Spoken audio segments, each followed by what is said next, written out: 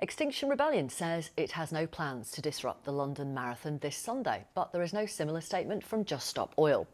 Both groups are known for their direct protests to draw attention to the fact that world temperatures are rising because of human activity. The world is now about 1.1 degrees warmer than it was in the 19th century, and temperatures are projected to rise by 2.4 degrees by the end of this century, even with the measures signed up to by the global community at climate summits. Climate scientists agree that temperature increases must be capped at 1.5 degrees to avoid the worst consequences of climate change. But of course, there remains significant disagreement about the policy measures needed to get us there. And now there seems to be growing disagreement too amongst those campaigning for change about how best to achieve it. It raises the prospect of some one-time protesters potentially stepping in on Sunday to protect the London Marathon against others who might seek to disrupt it. Here's the London Marathon race director. We have been talking to Extinction Rebellion for months, and Extinction Rebellion have been very, very clear that they are in a new phase of wanting to engage the general public in a different way. And it was not Extinction Rebellion at the snooker on Tuesday. It was Just Stop Oil. The two best-known environment direct action groups in the UK have, it seems, now diverged on policy. Extinction Rebellion used to do things like this, pouring fake blood outside the London Stock Exchange in 2021.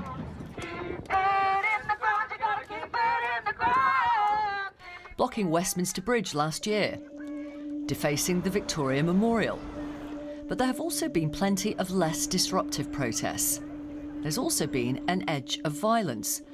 Not from XR themselves, but directed at them. Here, angry commuters pulled a protester off a tube train. You're under arrest for criminal damage. Oh, don't touch me! They've now told the London Marathon organisers that they're in a new phase of protest now, and there are even suggestions XR will help police the event. The marathon organisers are in any case trying to get some kind of assurance from Just Stop Oil. A world-famous charity fundraising event has some moral clout. The Grand National, for some people, perhaps less so. At the weekend, this group, Animal Rising, disrupted the event in protest at the number of horses who die on those Aintree fences. But like Just Stop Oil, the agenda is non-violent, peaceful civil disobedience. Martin Luther King, not Malcolm X. Well, here to talk about this, we have Indigo Rumbelow from Just Stop Oil and Rupert Reed, who is a former spokesperson for Extinction Rebellion, who is now co-director of the Climate Majority Project. And we wanted to bring you together to have a conversation between you both, because you both believe, like many, that change needs to come more quickly, but you have different ideas of how to get there. What are your ideas, Indigo? I know that we need to move into civil resistance against our criminal government, which is pushing for new oil and gas in the middle of this emergency. And I know that the thousands of people that we are is not yet enough, and we need to ask all the institutions, all the influential people, and everybody watching television tonight to join us in civil resistance. That might mean joining the big one, Extinction Rebellion's protest tomorrow, where tens of thousands of people are going to come out and demand an end to the fossil fuel era. And it might mean staying on for the slow marches that will be starting in London from Monday, 7 a.m. Parliament Square, every weekday. On the oil and gas licensing, there's a new licensing round for exploration, and this is what the government say: we'll be using oil and gas for decades to come as we move to net zero. It's estimated that we will require about a quarter of the gas we use today in 2050, and bringing it in from abroad in liquefied natural gas tankers will simply mean much higher emissions than gas produced here. So it makes no sense. They go on, new licences will only go to slow the very fast decline we already have in North Sea production. It will not see production overall increase. Even with continued exploration and development, oil and gas production is expected to decline in this country by 7% a year. Let me go to you, Rupert Reed, in terms of your ideas on how to get mass public support for government measures. Well, you say support for government measures. I mean, that government Support for statement measures. is, that government statement is an outrage, and it's really Why? important. Why? Because it's absolutely clear now that we must, as Just Stop Oil put it, just stop oil. We must stop having new oil, new coal, etc. if we're going to have any chance of having any kind of livable future. This isn't, by the way, anymore really about staying below 1.5 degrees centigrade.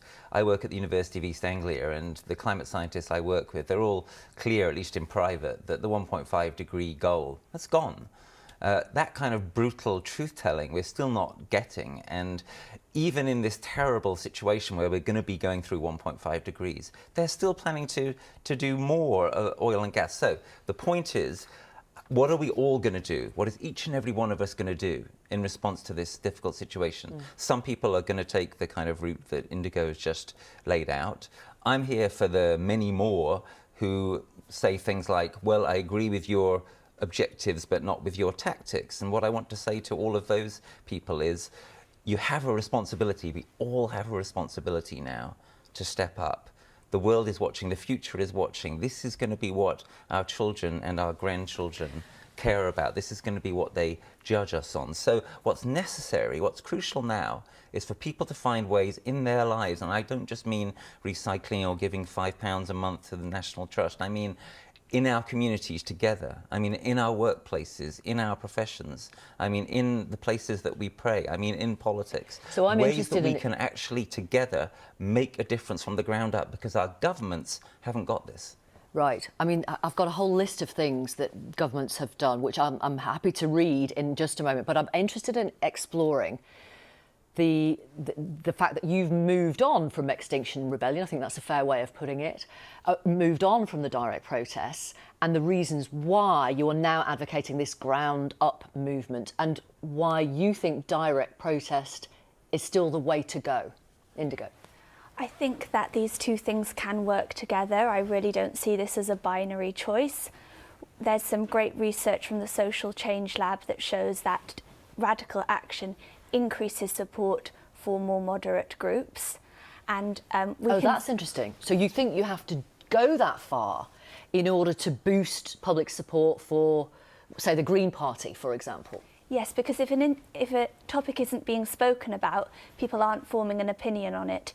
If radical action brings the conversation to the fore, where people are forced to justify their position on no new oil and gas or new oil and gas, then it gets spoken around across the country, and you know, we see this Overton window shift, and more people take an informed choice. But you also turn a lot of people off as well, because sometimes it does cross the line. You break the law.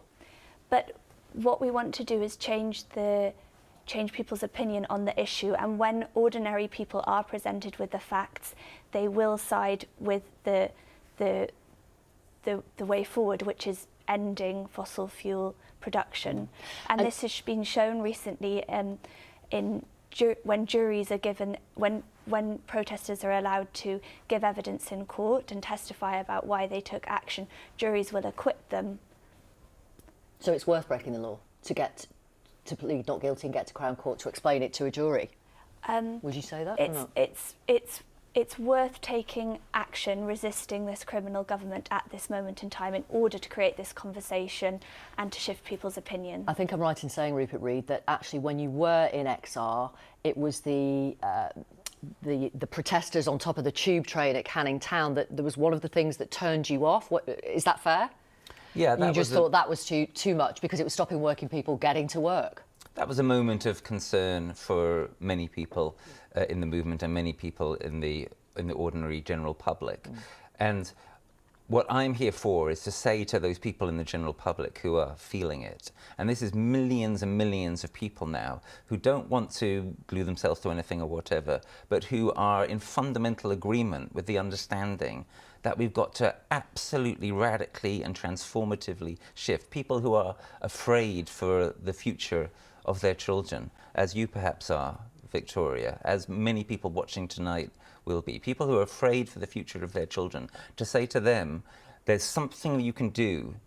You need to work on what it is in your life where you can have the most leverage. Because you know there will be some watching who say, look, this country produces a tiny proportion of the world's emissions, tiny, compared to China, compared to India. You know, there's coal production in China, which is more than the whole of the rest of coal production in the world combined. But China is also leading the world in terms of renewable energy. Are we going to let them get away with that? We led the world on the abolition of slavery. We ought to be leading on this. And every single person needs to be in a position to look their children in the eye and say, I did all that I could. I really made a difference as a teacher, as a journalist, as a insurer, as an accountant, whatever you are, whoever you are, we all now need to be stepping up, and that's what we in the Climate Majority Project are offering people the chance of doing. Are you going to disrupt the London Marathon? Just Stop Oil will continue to disrupt cultural and sporting events until institutions come out and pick a side. So we want them to side with young people over new oil and gas. So if the London Marathon organisers say, yes, we agree with Just Stop Oil, we want the exploration to stop now, you won't disrupt them? I've been in talks with the London Marathon organisers, open and honest conversations, and we're discussing a way forward, and they'll be attending a talk from Just Stop Oil to hear about the impacts of going ahead with new oil and gas, and we're going to ask them if they will join us. Okay. Thank you both very much for coming onto the programme. Thank you, Indigo Rumbelow and Rupert Reed. Right, let's have a look at some of the front pages. They are all about the future of Dominic Raab. The Times says Raab stands firm.